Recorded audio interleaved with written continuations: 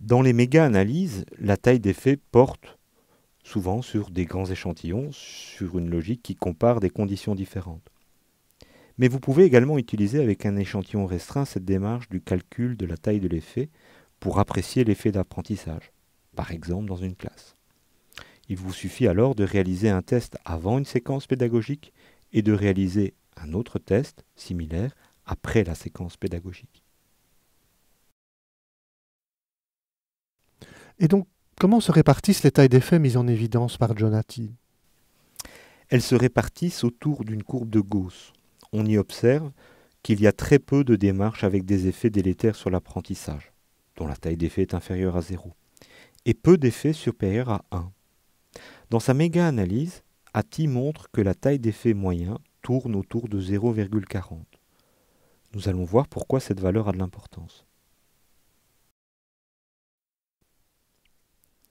Oui, eh bien donc, dites-nous comment interpréter ces différentes tailles d'effets. De 0 à 0,15, Hattie estime qu'il s'agit d'effets développementaux, liés à l'apprentissage naturel des élèves, sans l'apport de l'école. Entre 0,15 et 0,40, les effets sont liés à une activité d'enseignement. D'un point de vue pédagogique, cela devient intéressant quand les effets dépassent le seuil de 0,40. Cette valeur charnière correspond à la moyenne des tailles d'effets observées dans sa méga-analyse, comme nous venons de la visualiser sur la courbe de Gauss. On peut même considérer que ces effets deviennent remarquables quand ils sont supérieurs à 0,6. La jauge que vous voyez à l'écran permet en quelque sorte d'évaluer un degré d'efficacité pédagogique et de prendre du recul par rapport aux résultats obtenus.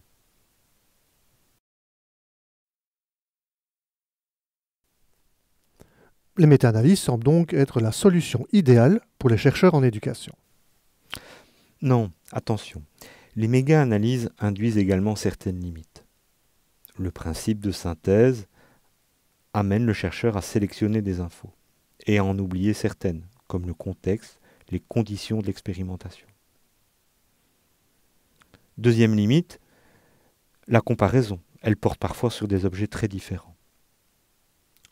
Dans cette approche, on oublie aussi une grande partie de la littérature qui apporte des données qualitatives, qui sont aussi intéressantes pour comprendre de manière approfondie les phénomènes. Enfin, une démarche de méta-analyse prend du temps, qui passe par la production d'études comparatives, l'identification de celles-ci, la préparation et la diffusion des méta-analyses. Certaines méta-analyses vont donc s'appuyer sur des études assez anciennes qui peuvent avoir un caractère obsolète dans le monde de l'éducation.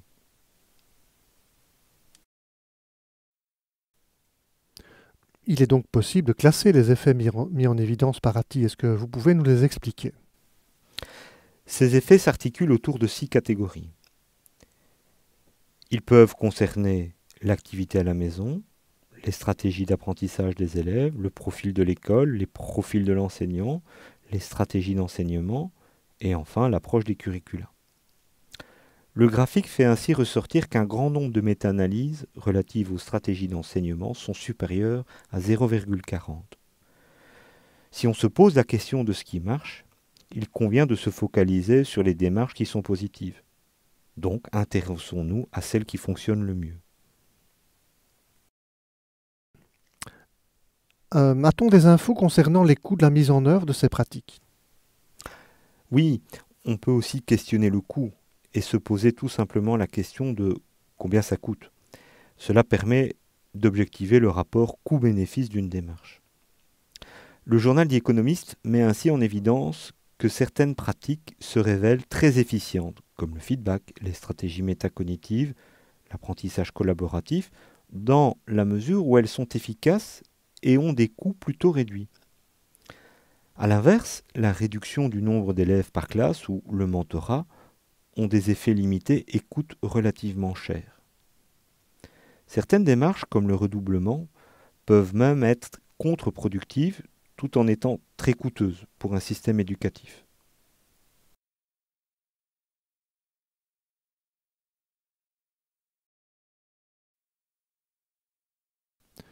Et donc, quelles sont les pratiques que vous allez traiter dans le cadre de ce MOOC? Nous avons choisi de nous focaliser sur plus d'une dizaine de démarches qui ont un degré d'efficacité plus ou moins élevé et dont le coût de mise en œuvre n'est pas forcément important. Nous les avons choisies car elles sont relativement faciles à transférer dans des contextes de formation variés, à l'école, en dehors de l'école, à différents niveaux de l'enseignement. Pour en revenir à notre mise en situation, au départ, vous pouvez observer que c'est l'auto-évaluation qui a le plus de poids sur la qualité de l'apprentissage, à savoir 1,44 de taille d'effet. Ce qui signifie que plus de 90% des élèves ayant bénéficié de cette démarche ont une performance supérieure à l'élève moyen n'ayant pas profité de celle-ci.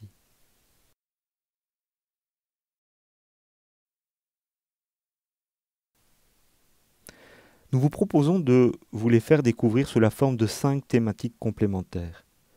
Le thème informé fera référence au principe de clarté de l'enseignant quand il communique une information à ses élèves. La structuration s'intéressera à la conception des tâches que l'enseignant peut proposer à ses élèves dans une perspective de progression dans l'apprentissage. La collaboration sera l'occasion d'examiner les variables qui font la différence dans un contexte collaboratif. La question de l'évaluation mettra l'accent sur les différentes stratégies à disposition de l'enseignant pour réguler les apprentissages. Enfin, la conceptualisation se focalisera sur la création de cartes conceptuelles au service du développement de compétences.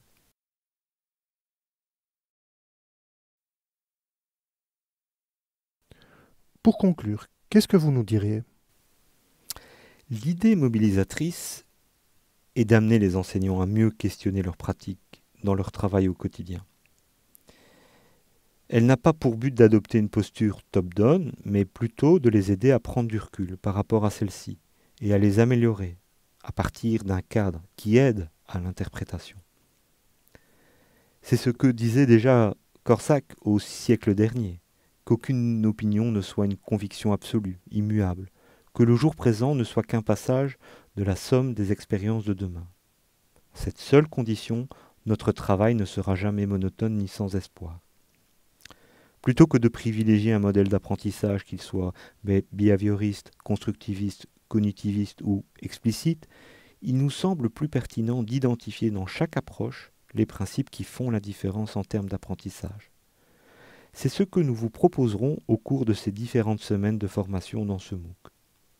Chaque thématique décrira et caractérisera quelques principes clés, rapportera des données concernant ces pratiques et présentera des exemples de mise en pratique.